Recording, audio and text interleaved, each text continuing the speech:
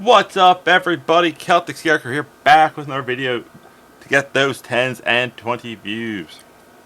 Sorry, I had a little burp come back up.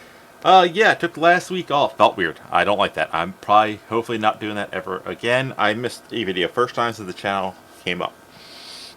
It was going to be this video, but the heat, the bathroom breaking, a new job, getting used to, it's the same thing. Whenever you start something new, it's just that new way of getting used to things and burnt me down. So I'm back, but today is a if I ruled over video, and it's if I ruled over the MLB, how to save it.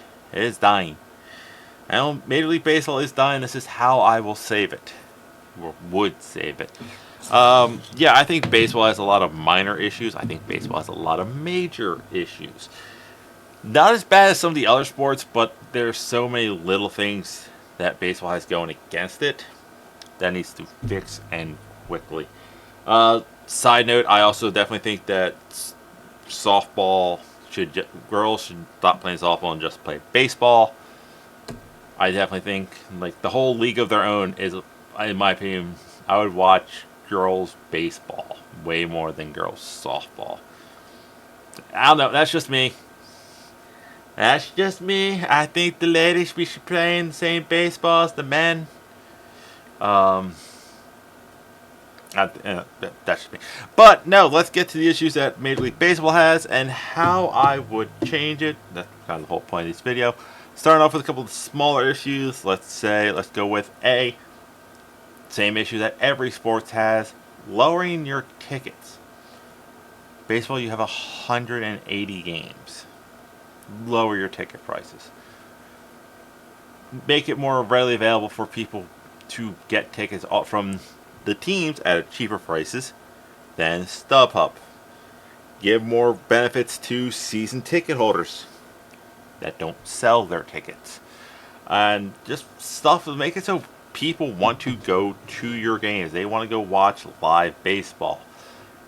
Because if a family of 4 can go to a baseball game and not have to spend $200-300 on a day trip to the ballpark, more kids will see live baseball. More people would go to your games, pack stadiums.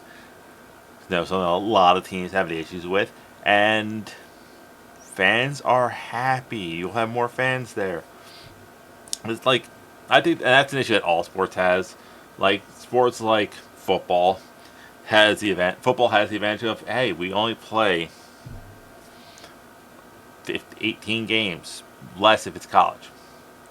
So yeah, but if you're baseball, hockey, basketball, and you're playing 82 and 180 games, lower your ticket prices. Get the fans in the building.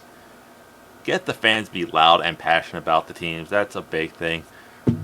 Another small change I would make is more actual day games. A big issue with baseball, big issue with any sport going on right now is baseball, hockey, basketball, football. They're all going to run you somewhere between 2.5 and 3.5 hours.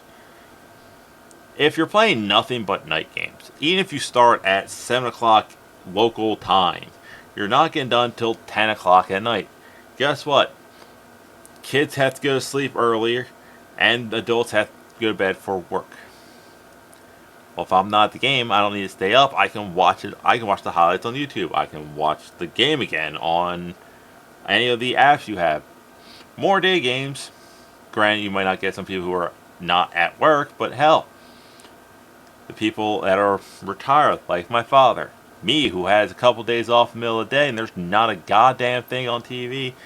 I don't care if it's the Phillies and the Pirates, two teams I really don't give two craps about. I'll still throw the game on and watch it because it's something on my TV. More day games. And other thing with scheduling will definitely be more double headers. Only with division rivals, only with teams you generally do not like. Just because, let's say a team does, I know it's like 165 games in 180 days or something around those numbers. 162 games in 180 days. That's it. But then you shrink that down to, say, 162 games in 170 days. Postseason isn't almost November. Maybe start the season a tiny bit earlier. Just a tiny bit. But yeah, more doubleheaders. You'll get people who could say, like, a hardworking dad wants to take a trip into the city. Let's use where I live. I live in South Jersey. I have friends that are die-hard Yankees fans. Let's go with my dad. My dad's a die-hard Red Sox fan. If you're going to tell me, now that he's retired, if he's like, hey, you're off Monday, Tuesday, right? Yeah. Doubleheader. Red Sox, Yankees, in Boston. Let's go up, get a game, and come back the next day. I'm like, hell yeah, let's go. Get 2 games, quick and easy. Brings more people to town. Brings more people to the ball game. You can sell a package deal, or you can sell individual games. Shrink the season. Now, moving over to a couple of the other issues I think baseball has. One, I think this is an issue with a lot of sports.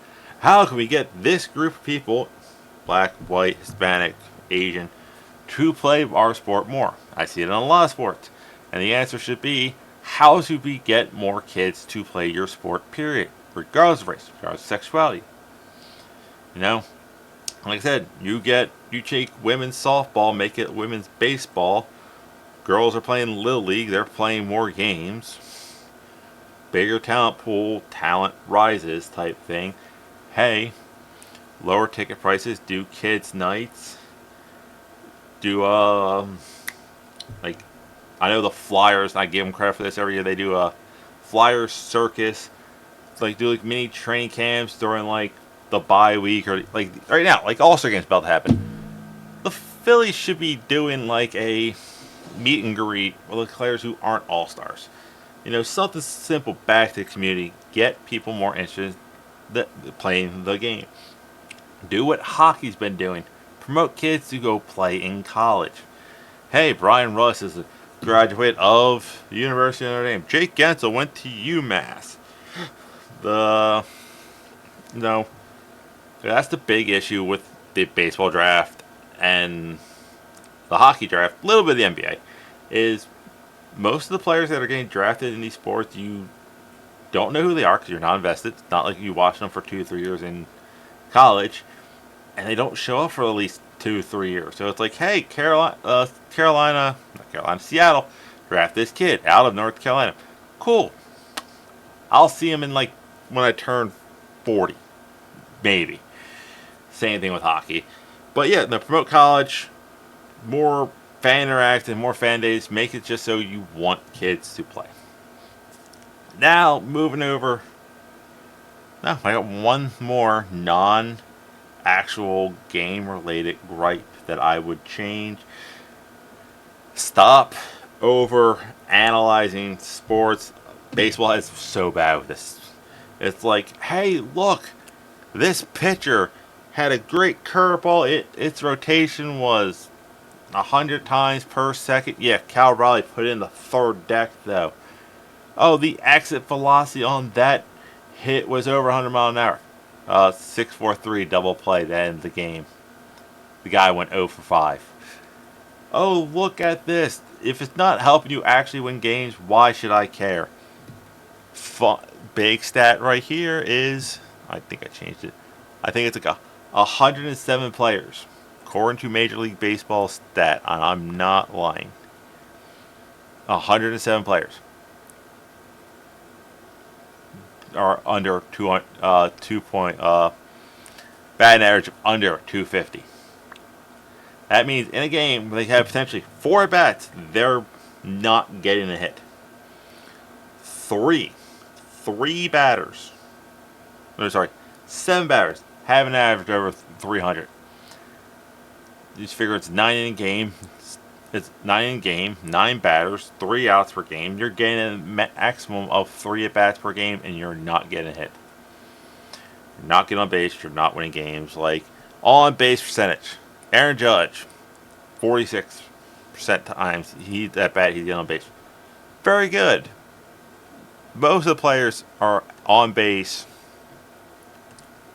less than 300% of the time. So that includes walks. So you're not getting on base, you're not hitting the ball, and that means you're not scoring runs, so you're losing games. You lose games, you lose your home. You lose your fans. You lose your fans, you end up like the Athletics. A sports team without a home right now. Alright, now let's get over to that's the done things that actually affect the game, affect the viewership of the game, and the first big gripe is get rid of this goddamn box during live television. Live sporting. All the strike zone box is doing is showing how incompetent your officials are and making people saying, we want robots. Take the human element out of the game with the officials. We want robots. Now, if you want to throw the box up after strike 3, no issues there. You want to show a replay of a ball you thought was high and tight? Throw it up in there. Hey, Cal Raleigh's last at bat. Here's the pitches, what was thrown, and where it was located. 0. But during the bat, get rid of the box. All it's doing is showing lack of faith in your own umpires. Moving on to the umpires. Start being more like NHL officials. Look, you call strike 3, regardless of what that batter or coach is going to say, it's still strike 3. If he's bitching and moaning all the way back to the dugout, let him bitch and moan all the way back to the dugout. If he gets in your face, yeah, I get it, jacked him. But guess what?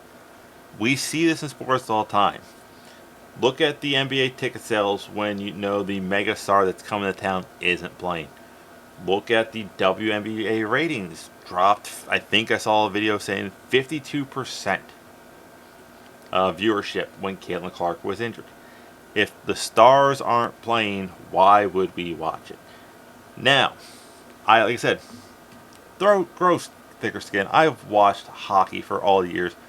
Players are chirping at other players. They are chirping at the officials, and the officials sometimes gives it back to them. Now, there's this great clip from Shorzy. So good. Hey, who wants to hurt their team more, boys? Keep it up and find out. I'm only taking one of you. How do you make that fucking call in a game this tight? It's a fucking 1-goal game. Yeah, thanks, stewardess obvious. Cut the lip. Fuck you, Shorzy. One more Neutrogena tantrum out of you and you're getting the gate, bud. Try me. Whatever. Don't take your fucking Accutane rage out on me. Horrible call. Sit down, you fucking crater face.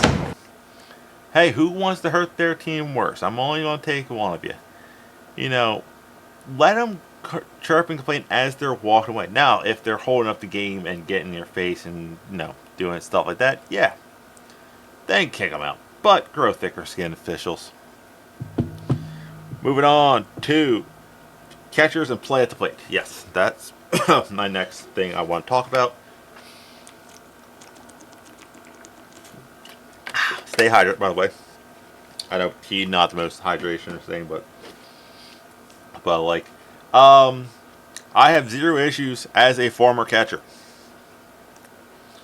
If catcher has the ball, let them block the plate. And at the same time, if the catcher's blocking the plate, the runner can run their asses over. You know what happens? Cal Raleigh catches the ball. Comes down Aaron Judge. Cal catches, he braces himself, he gets trucked. If he holds on to the ball and is fine, because he took the helmet off, he's fine, he braced, he rolled, he did everything to protect himself, that's going to motivate the Mariners. Our catcher just made a big play to make it out. Aaron Judge trucks Cal Raleigh and he loses the ball. Inspires the Yankees. I'm not advocating for you to see the catchers get ready to catch the ball and just do a swipe tag to run them over. No. I'm saying if the catcher has the ball and he's blocking the plate and you're already 90% of the way down the plate path and you realize I can't score no matter what I'm doing, maybe they drop the hit stick. Should not be ejection on that play. I think that I covered make ticks cheaper, get rid of the box, stop overanalyzing, market to everybody. more doubleheaders to shrink the season, we can finally get to the final point. Oh, I got one rule change. I think this is just a fun one.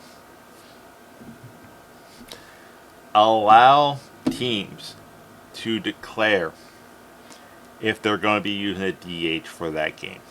What I am saying, we have Shohei Ohtani. He is a great player. I have his stats pulled up next to me right now because he was right there. Shohei Ohtani currently has a 1 ERA, 10 strikeouts, and a walk hit innings percentage of a 1.8. So it doesn't seem like he's pitching as much, but at the same time, he's a pitcher and he is a batter. If he's batting, I definitely think the Dodgers really don't want to lose that bat in the lineup. But at the same time, if he goes out, you can't go back to a DH. I think it would be a fun rule change. Of course, every team is going to choose the DH. That option, though, if you get a Shohei Ohtani who can pitch you 7 innings into the innings where he's batting over 300 and has 20 home runs, I don't want to lose that bat. It'll be a fun little twist. Now, down to the final thing. Something I've done and everything, and something I desperately think needs to be done in Major League Baseball. We need to do a baseball realignment. We need to kill the AL. We need to kill the NL. We need to go east versus west. There's a reason why the Detroit Red Wings, I don't know why I butchered that one, said that they had to be in the east. They were tired of going all the way out to California to play in games when they had teams like the Blue Jackets, Toronto, that were closer. I get that. Also, if we're trying to, save the environment and go green, why do we have the potential of a playoff series where you have a team? Let's say the World Series is LA Dodgers versus the LA Angels. First round, Dodgers played Marlins. And then the Angels played Tampa Bay. Okay, cool. That's 4 teams that now have to go cross country multiple times. Dodgers can then play the Mets. The Angels can play the Yankees. Why are they flying cross country multiple times? So we're doing east. We're doing west. I picked everything, and there's one city that kind of fucked it up, and it was Chicago.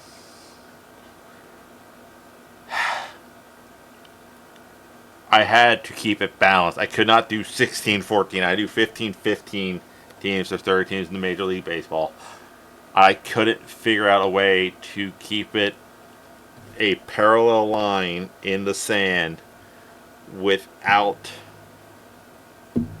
dividing a city. And that city ended up being Chicago. So, with this, here is my proposed realignment. We're going to start with the Eastern Conference, because I live on the East Coast. Unfortunately, my team will now be a West team. But we start off with the Metro Division in the East. You will have Toronto. You would have Cleveland. You would have Detroit. You would have Cincinnati. And you would have the Chicago White Sox. All, if you look on the map, pretty close together. Also, yeah, I think that would be a fun division. Like I said, Chicago kind of slightly gets screwed, and you still could get a Chicago World Series. But let's face it, not happening in our lifetime. Moving over to the South Division, you would have the Miami Marlins, Tampa Bay Rays, Tampa Bay Rays, the Atlanta Braves, the Washington Nationals, and the Baltimore Orioles. Yeah, Baltimore and Washington have to travel a little bit. But I think with the third and final division of this, the East, it makes more sense that the Atlantic Division, you got Boston, you got the New York Yankees, you got the New York Mets, the Philadelphia Phillies, and the Pittsburgh Pirates. This is very much hockey in a nutshell. The Atlantic is basically the Metro with the Bruins thrown into it instead of the New Jersey Devils. So yeah, I definitely like this. I definitely think it's a lot safer, not safer, a lot less hectic of a travel through the season because you do play your in-division rivals more, so you're not traveling as far. And also, I definitely would love to see like a Philly Boston round one matchup. Be great. And also, this would guarantee two different marketplaces would have a World Series. You're not getting two California teams or two Northeast teams or two Southwest teams. All right, now moving on to the West. I'm just going to call this division the North. Like I put Midwest, but there's teams not in the Midwest. This is just the Big Sky Conference, whatever you want to call it. It is the Seattle Mariners, my favorite team. The Colorado Rockies, the Arizona Diamondbacks, Minnesota Twins, and Kansas City Royals. Yeah, these were the teams that could not fit with everybody else. They just... Seattle, Arizona, Colorado, they had to be lumped together just for the fact that they're like the three outliers. KC, I could have put them with the Central, realistically. Same with Minnesota, but I need to keep the divisions 5, 5, and 5. Moving on to the Central Division. Milwaukee, St. Louis, the Cubs, Houston, and Texas. Yeah, go straight down the middle of the country. It's very easy. That actually would be a fun division to watch because Milwaukee's getting good. Houston's good, and Texas. Those three teams are really good. And last but not least is the Pacific Division, aka California. The Nomads, aka the what used to be the Oakland A's, San Francisco Giants, LA Dodgers, LA Angels, and the San Diego Padres. So this would be East, all my East teams. Here's all my West teams. They are going to be broken down into the things. I just don't see the point of the travel time anymore. If the NL doesn't have... The reason why there were two different divisions. NL pitchers batted.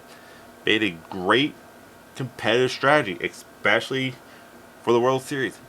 They made the All-Star game matter because winner of the All-Star game got home field advantage during the World Series. So if the NL won, they made the AL batters have to bat. But that's just my changes. Tell me what you think. It's going to be interesting. I definitely think baseball needs to change, and I definitely these are some of the changes that need to be made. But that's it. That's all I have. I'll see you weird people later.